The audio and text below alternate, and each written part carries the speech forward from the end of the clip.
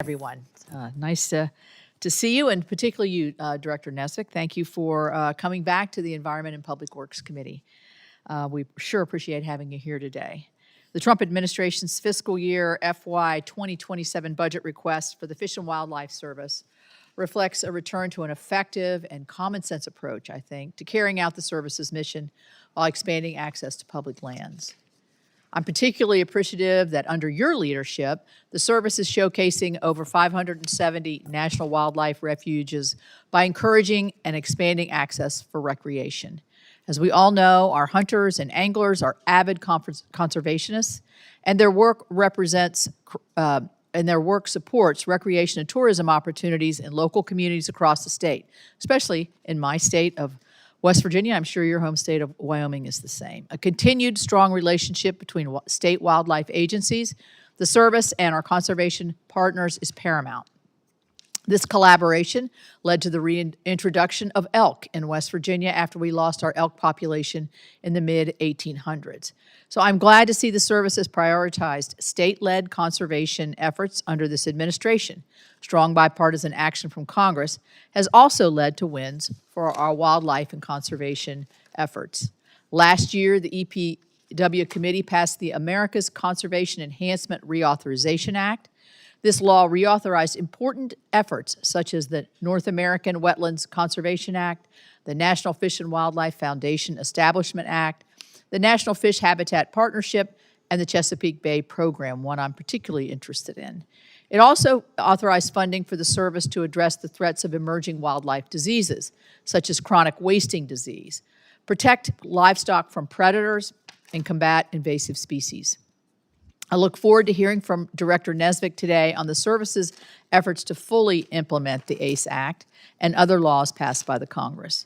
The service also has the vital task of protecting threatened and endangered species and ensuring that Americans will be able to experience the beauty of our nation for generations to come. The service should carry out its mission without necessarily slowing down or halting projects, as has been done under previous administrations.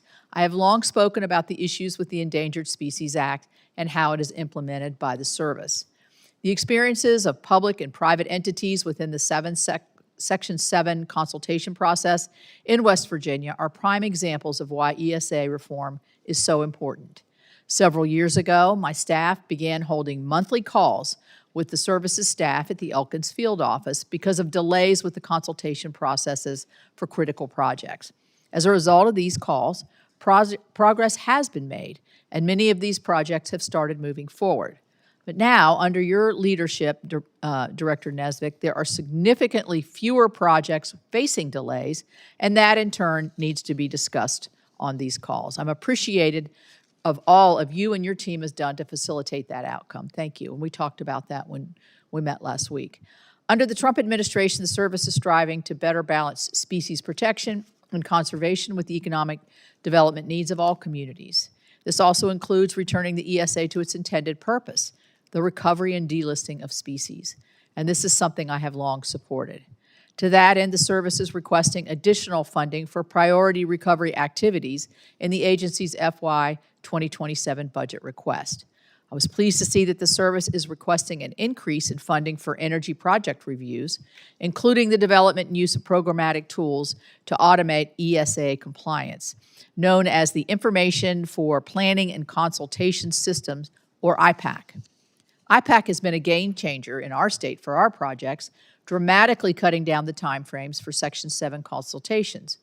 Recently, the service issued a final rule designating over 1 million acres of critical habitat for the rusty-patched bumblebee across 6 states, including West Virginia. Last week, your team briefed my staff on this rule, and I appreciate how quickly your team prepared and provided this information, so thank you. I appreciate the balance that you and your team struck in that final rule. I would be remiss not to mention the recent decision out of the D.C. District Court that invalidated the 2020 programmatic biological opinion issued by the service for the Office of Surface Mining Reclamation and Enforcement's Mining Regulation Program. This decision will negatively impact coal production in the 24 states that have primacy. That includes my state. I'm extremely disappointed by this court decision and very concerned about what it will mean for projects in my state moving forward. Director Nesbitt, thank you for being here. I look forward to hearing how you intend to build on the progress you have made at the service over the last few months and your plans for the months ahead. Ranking Member Whitehouse, I now recognize you for your opening statement.